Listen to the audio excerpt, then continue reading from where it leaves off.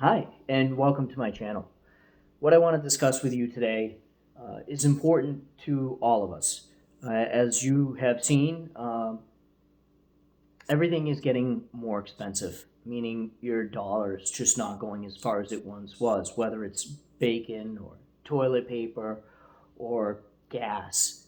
And as the winter comes around, and I'm in New England, so heating fuel is very expensive for us over the course of a winter. So oil is supposed to be something like 40 to 60% more expensive to heat your home, whether you're using natural gas or heating oil. That's going to affect a lot of households. So what I wanted to do was to explain how I'm using real estate to hedge against, not only hedge against that increase in inflation so that I have more money during a time when money doesn't go as far. But I wanted to explain how utilizing real estate is actually something really special because you're actually multiplying your ability to have your money go further. And what I mean by that is when an inflationary time comes through, everything that's an asset, everything that people want or need tends to go up versus their dollar bill or whatever you're buying it with. So we're in the United States, the American dollar is pretty much utilized as the means of transferring an asset from one hand to another. Most people purchasing it and selling it, transferring that asset to a dollar. And when a time of inflation comes through, that asset tends to raise up in price relative to the dollar. So let's say a house was $250,000, but during an inflationary time, you'll see the house prices come up. The bacon price rises, gas rises. Now, people will say that that's due to supply chain issues, and that is true. The lumber costs more because production was down during the pandemic. You'll have shipping containers not being able to come into the port in California, which is where most of the stuff for America comes in. So obviously, there's multiple factors at play. Taking that out of the equation and just kind of sticking to inflation, meaning your dollar's just not going as far, and taking out other variables, generally what would happen is your real estate prices will go up. But when you buy real estate, you're not buying 100% of it. You're typically putting 5 or 10, maybe 20 or 25% if it's an investment property down on the purchase.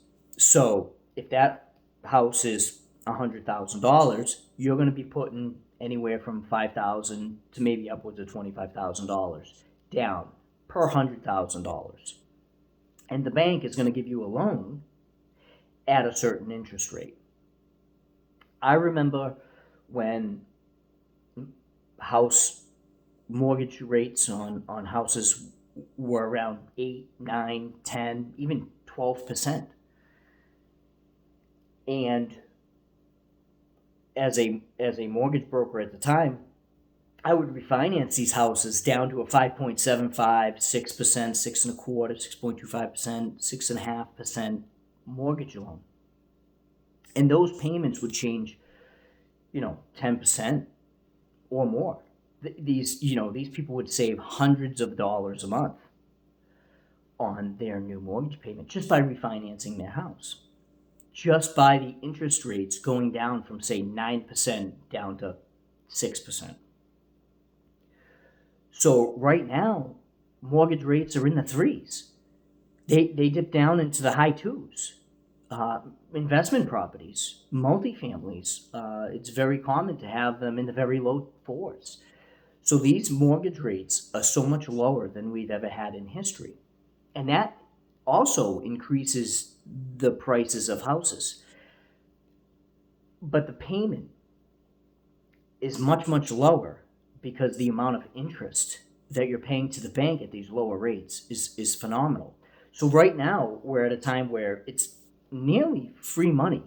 And the reason for that is inflation is happening at 5.5%. So if you have inflation growing at 5.5% and you have a mortgage rate that's only at 4%, inflation is actually happening faster or at a greater rate than your mortgage rate. So you're actually saving on interest. That's free money. If you pay 4% on a mortgage every month and inflation's happening at 5%, you're literally borrowing that money for less than zero. Now remember, you're only putting down, let's say even 25% on an investment property. If you're buying a two-family and you have two renters in that house paying you money, most likely, if you're buying that property for market rate, there's things that need to be done to that house. You have to maintain the house. You have to keep the property management. And maybe I'll make more videos if you'd like on the specifics on managing rental properties. But without getting into those specific details, what you're going to find is most likely that house is going to make money because all those things need to be done.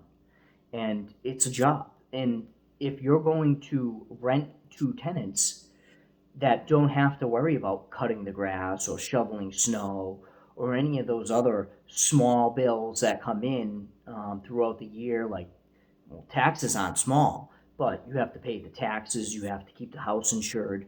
But another small bill might be the water, but that could easily be between the water and sewer. It could be $1,000 or $1,500 a year to maintain that house and keep the water and the sewer. Now, usually the utilities, the electricity that they use, they're going to pay those bills on their own. But a lot of times the water is included within that house rental.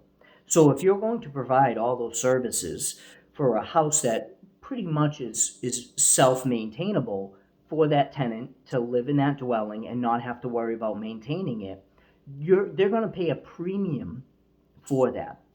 And so if you're talking multi-units within a building, most people, most investors would expect, like a business, to be making a profit, meaning that house is being paid for by those tenants. And that mortgage and all those other expenses are wrapped up within a payment where if those tenants are paying the bills every month, if those tenants are paying you as an investor every month, by the time you're done paying those bills, you're going to make a little bit of money. Not much, but a little bit. Let's say 2% or 5% or maybe 10%. So if you're making 5 or 10% cash every month on those houses, you're actually making money. Now, at the same time that you're making a cash flow, positive cash flow in your bank account every month by maintaining these houses, you're making a business out of it. You're actually creating a small bit of money.